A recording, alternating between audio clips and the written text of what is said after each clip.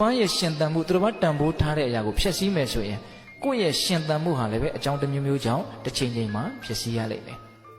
လောကကြီးရဲ့တဘာဝဆိုတာအလွန်တရားတယ်မျှတတယ်တူညီတဲ့အကျိုးပေးကိုရတယ်ဟုတ်လားလောကကြီးမှာလူတွေတတ္တဝါတွေကဘာကိုတန်ဖိုးအထားဆုံးလို့လဲမေးရင်ဒီရှင်သန်မှုကိုတန်ဖိုးထားတာပဲအဲ့ဒီတန်ဖိုးအထားဆုံးဆိုတဲ့ရှင်သန်မှုကိုဖျက်ဆီးတယ်ဆိုရင်ဒါအလွန်ဆိုးရတဲ့အမှုကြီးပေါ့ဟုတ်တယ်မဟုတ်လားသူများရဲ့ရှင်သန်မှုကိုကြတော့ဖျက်ဆီးခြင်းနဲ့ကိုယ်ရှင်သန်မှုကိုကြတော့အထိကိမခံနိုင်ဘူးဆိုရင်ဒီလူဟာစိတ်ကောင်းရှိတဲ့လူလို့ဆိုမလားစိတ်ယုံမှရှိတဲ့လူလို့ဆိုမလားဒါစဉ်းစားရပေါ့ဆက်ပြီးတော့စဉ်းစားနော်ပိုင်ဆိုင်မှုလူတိုင်းမြတ်လို့တယ်ခိုးတယ်ယူတယ်ဆိုရင်ဒါပိုင်ဆိုင်မှုကိုဖျက်ဆီးတယ်လူတိုင်းဒီကာမဂုဏ်ကိစ္စဒီအိမ်တော်ရေးကိစ္စตายရခြင်းတယ်စဉ်းစားကြည့်ပါပိဿတို့ဉာဏ်ရှိတယ်ဒါကြောင့်မလုတ်တဲ့မလုတ်ထိုက်တဲ့အလုပ်ကိုမလုတ်မိအောင်ကြိုးစားဖို့ကပို့ပြီးတော့အရေးကြီးတယ်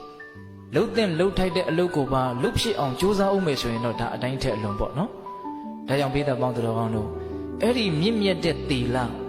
တမာတိပညာတို့ရဲ့အကြောင်းတရားဖြစ်တဲ့သီလနိဗ္ဗာန်ချမ်းသာကိုမြန်မြန်ရစေနိုင်တဲ့သီလ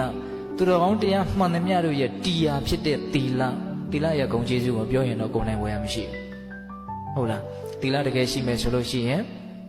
အဲ့ဒီပုဂ္ဂိုလ်ဟာအလွန်မှလူလောကကြီးမှာရဲရဲချင်းချင်းနေနိုင်တယ်နောင်တရစရာဘာမှလည်းမရှိဘူး